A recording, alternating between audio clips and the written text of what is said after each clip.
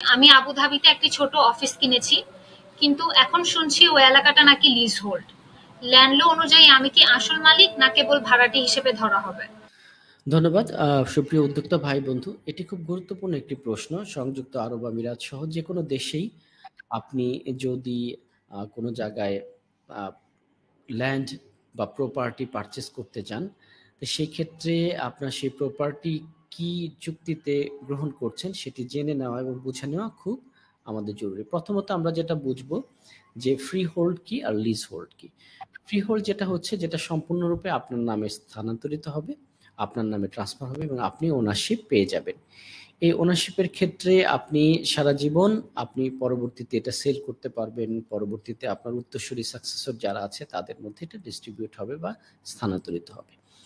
কিন্তু এটা যদি লিজ এগ্রিমেন্ট থাকে তাহলে একটা নির্দিষ্ট সময় পর্যন্ত আপনি এটাকে ভোগ করতে পারবেন। সেই সময়ের পরবর্তীতে কি হবে সেটা লিজের মধ্যে লেখা থাকবে। তার মানে লিজ যদি বলা যায় এক ধরনের আমরা এটা নিজেদের ওনারশিপ আমরা ততদিন পর্যন্ত এটার উপর এস্টাবলিশ করতে পারবো যতদিন পর্যন্ত গভর্নমেন্ট থেকে বা যার কাছ থেকে আপনি লিজ নিচ্ছেন এগ্রিমেন্টটা যার সাথে হচ্ছে তিনি ওই এগ্রিমেন্ট পত্রে বা এগ্রিমেন্টের মধ্যে লেখা থাকবে। কিন্তু ফ্রি হোল্ড হচ্ছে এটা সম্পূর্ণরূপে আপনার নামে ট্রান্সফার করে দেওয়া।